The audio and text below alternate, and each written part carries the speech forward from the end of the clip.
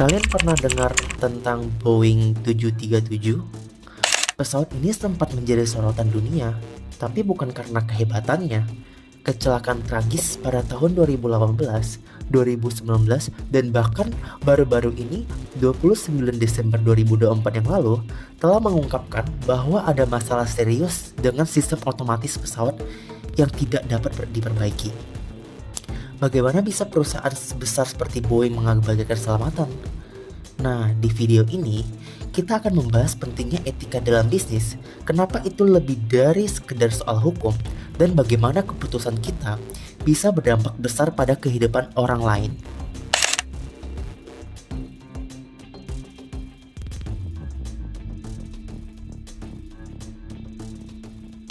Kata ethics berasal dari bahasa Yunani, di mana memiliki arti yang merujuk pada nilai-nilai, norma-norma, kepercayaan, dan harapan-harapan budaya.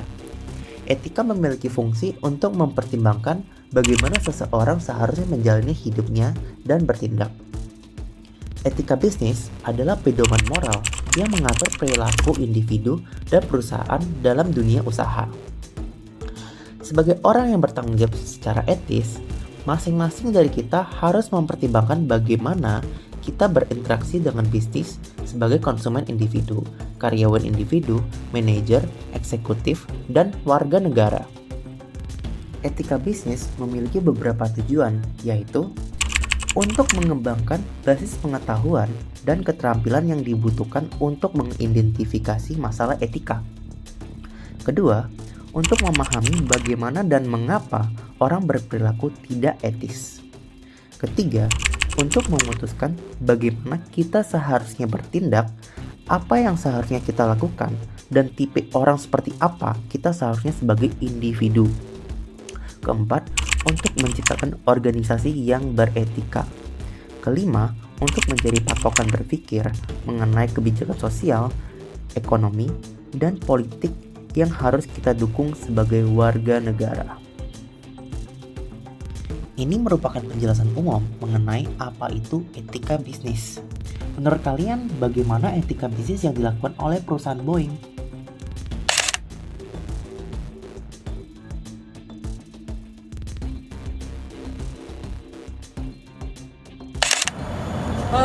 Akhirnya libur juga. Enaknya liburan gini kita ngapain ya? Oh ya, gue ada rencana buat ke Jeju ya sama teman-teman. Coba tanyain lagi, jadi apa enggak?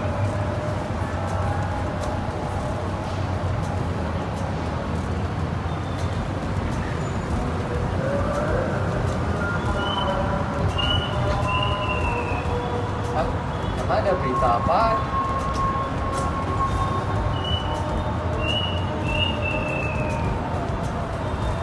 Waduh, ada kecelakaan lagi ya.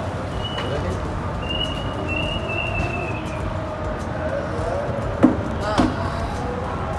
Nah, supaya kita bisa jalan-jalan ke Jeju tahun depan, yuk kita simak video berikut ini supaya kita bisa belajar sama-sama seberapa pentingnya sih etika dan berbisnis, apalagi sampai berhubungan dengan keselamatan kita. Guys, pernah gak sih kalian mikir kayak, kok ada ya perusahaan yang ngincar profit doang, tapi lupa sama keselamatan atau kepercayaan pelanggan? Apalagi sampai ada korban seperti kasus Boeing 737-800 ini, yang harusnya kelihatan seperti begini, malah kelihatan seperti begini. Oke, ayo kita bahas bareng. Jadi gini, dalam dunia bisnis tuh ada yang namanya etika, yang harusnya jadi panduan buat semua keputusan. Tapi kenyataannya nggak semua perusahaan ngejalanin ini. Kenapa? Karena profit kadang bikin orang lupa daratan. Etika itu sebenarnya menjadi salah satu hukum bisnis yang tidak tercatat, seperti sebuah unspoken rule. Pelanggaran etika itu nggak cuman nggak bermoral guys, itu juga melanggar hukum. Karena kasus ini masih sedang hangat-hangatnya, kita ambil contoh yang lain, yaitu dari perusahaan yang sama, Boeing 737 MAX. Mengabaikan masalah desain pada sistem MCAS untuk mempercepat sertifikasi pesawat dan menekan biaya.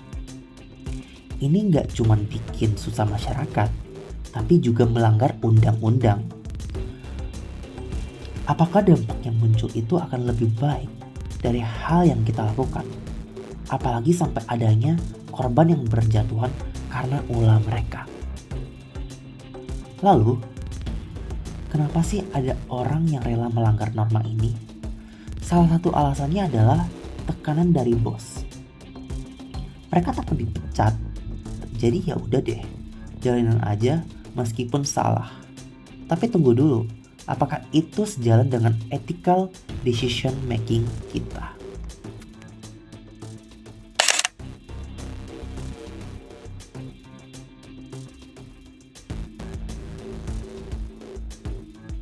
Terdapat dua jenis etika, yaitu etika normatif dan etika deskriptif.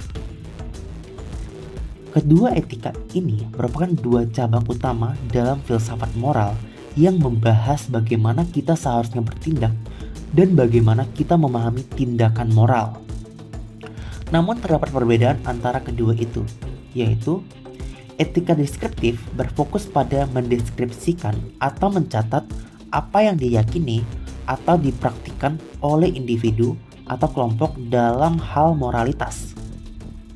Etika ini lebih bersifat empiris dan bertujuan untuk mengamati dan memahami norma-norma moral yang ada dalam budaya, masyarakat, atau kelompok tertentu.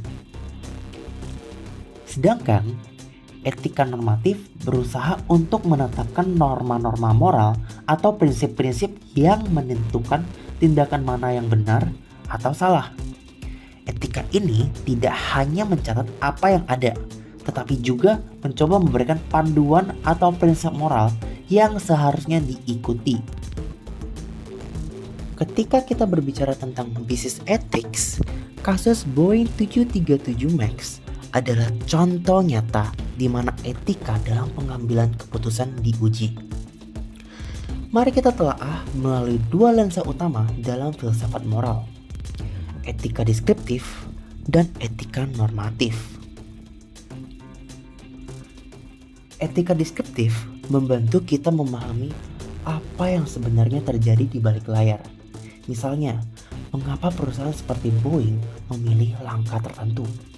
Di sini tercatat bahwa tekanan untuk bersaing dengan Airbus, keputusan untuk menghemat waktu, dan biaya pengembangan, hingga implementasi sistem MCAS yang kontroversial tanpa pelatihan pilot yang memadai. Fakta-fakta ini memberikan gambaran tentang bagaimana nilai-nilai moral dan keputusan operasional terbentuk dalam lingkungan perusahaan. Namun, di sisi lain ada yang namanya etika normatif. Disinilah kita bertanya, apa yang seharusnya dilakukan oleh Boeing? Dari perspektif normatif, ada prinsip moral yang tak boleh dilanggar, seperti transparansi dan komitmen terhadap keselamatan penumpang. Boeing seharusnya memastikan bahwa setiap fitur termasuk MCAS diuji secara menyeluruh dan pilot dilatih dengan baik. Sayangnya, tekanan pasar mengaburkan batas antara keputusan bisnis yang cerdas dan keputusan moral yang benar.